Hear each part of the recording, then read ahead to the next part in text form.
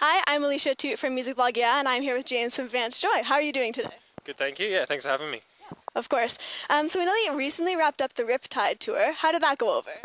It was good. I got to travel around Australia, and I took my band with me, and they're all good guys.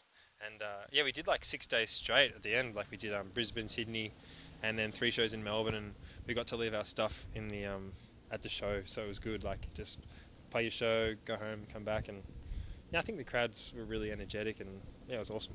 And did you have any particular highlights for that tour? What was a highlight? God, you put me on the spot there. The crowd in Brisbane was really, they were like going crazy. It was amazing, and they were kind of singing all the words to the songs, and yeah, so there was like they were super like energetic, and it was just so much vibe coming off them, and you have such a good time when that happens. So yeah, I think that was the highlight. All right, and now you're playing for us Canadians tonight. So what excites you being in this part of the world? Oh God, had the best lunch today.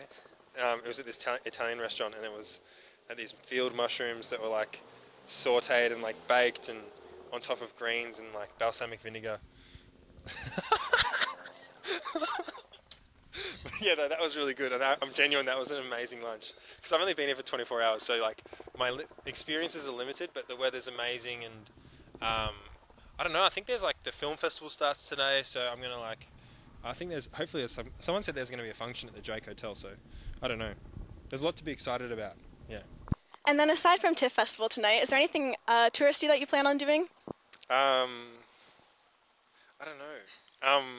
Maybe walk in some parks. I think I'm going to Montreal tomorrow, and we're driving, so just like looking around and like seeing, and kind of just every opportunity to go for a walk and see something nice or different. Because everything's kind of like when you're traveling, you're just like you walk around and you're looking around, and your jaw's always dropped. So everything is new to me. Like standing in this alleyway is new to me. So.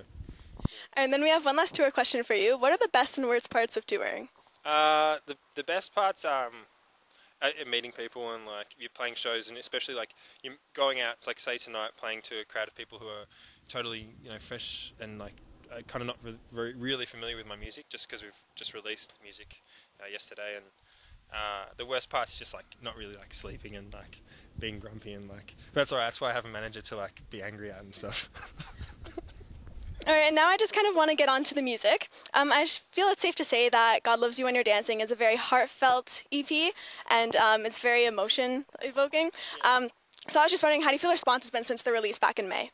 I think, yeah, really good. And I think that it's kind of heartfelt music, and I'm like not necessarily always super heartfelt. Like in my day-to-day, I think I'm pretty lighthearted, but maybe that's like a form of an outlet or something, but yeah, the reception I think has been really good. Like I spent a lot of time on all those songs, and I feel like they, when we came to choosing them, it felt right that those songs would be on the EP, and I'm really happy with the way they got produced, and so yeah, I think everything flows from that instinct about them being strong, and then yeah, everything goes from that.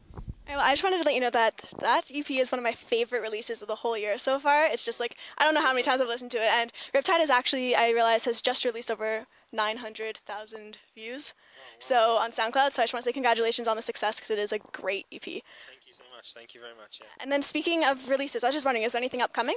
I'm planning to record, later in the year, so hopefully next year I have a full-length album. Yeah. All right. And we've been talking about your music, of course, but you also just did a great cover of Adele's Rolling in the Deep. Yeah. Yeah. Do you have any other upcoming covers? I don't know. I was nervous about that one because it's such a big song, and it's so her voice is so amazing, and it soars so high. So I mean, I don't know. I'll have a think about it before I bite off more than I can chew. So. And while we're on the topic of other artists' music, who would your dream collaboration be with? God, there's so many good ones. I think I just think of like amazing artists. I love Sia.